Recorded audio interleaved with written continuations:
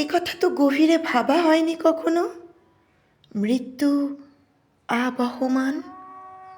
কবিগুরু বলেছেন, মরণ রে তুহু মম শ্যাম সমান। কতবার বেঁচে গেছি, কতবার। মা বলেছিলেন, ফিরিয়ে এনেছি বাচ্চাকে আমার জমের জমের মুখ থেকে। বিভৎস রোগ, বসন্ত নয়, হাম। আমার কলজের জোর দেখে স্যালুট করে ফিরে গেল যমদূত। তবে তবে হাড়ে গজিয়ে দিয়েছিল নানান ধরনের রোগের ভূত। সন্তান জন্মদানে ভয়াবহ রক্তক্ষরণ। মেয়ের চাঁদ মুখ দেখে আমাকে আমাকে আশীর্বাদ করল মরণ। দীর্ঘজীবী হও মা। অস্থি কাঠামো এত শীর্ণ, ডাক্তার বলেছিলেন বেশি পরিশ্রম সহ্য হবে না ওই শরীরে, ক্ষীণ প্রাণ। অথচ দেখো, হাড় ভাঙা পরিশ্রম করে এলো এই দেহ আবহমান।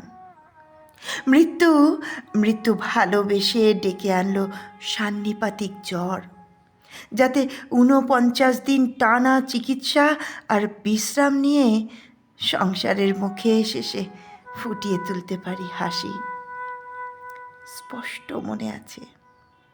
স্পষ্ট মনে আছে প্রতি রাতে আমার মাথায় হাত বুলিয়ে দিত মৃত্যু।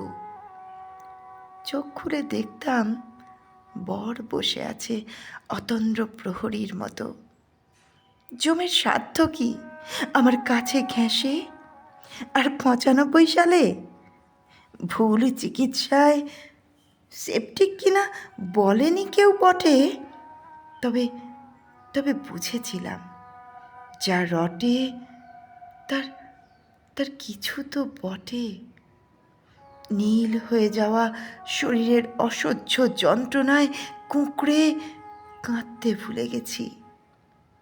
ডাক্তার ভাইয়ের হতাশ মুখ দেখে উল্লসিত আমি বললাম, ভাই ভাই মরে যাব, ভালো হবে, আর এ যন্ত্রণা সয় না।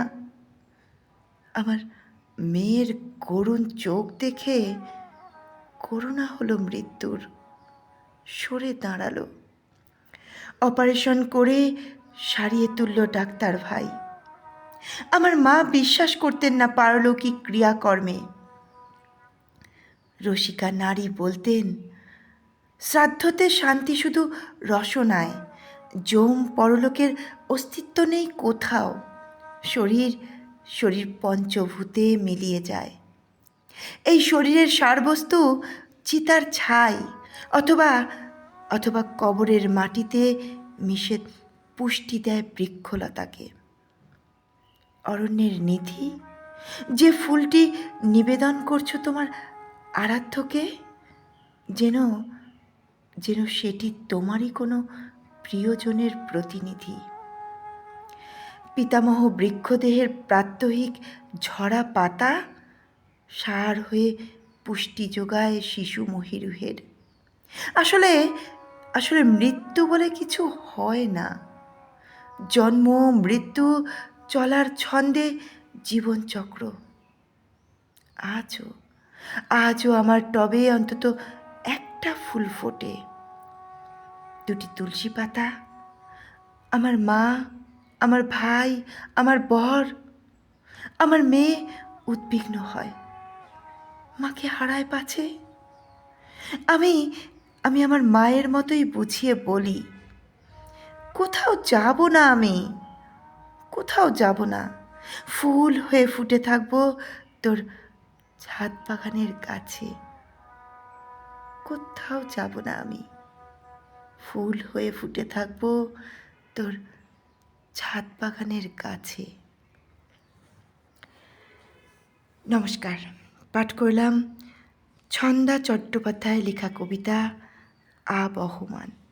কণ্ঠে আমি পম্পা কুণ্ডু।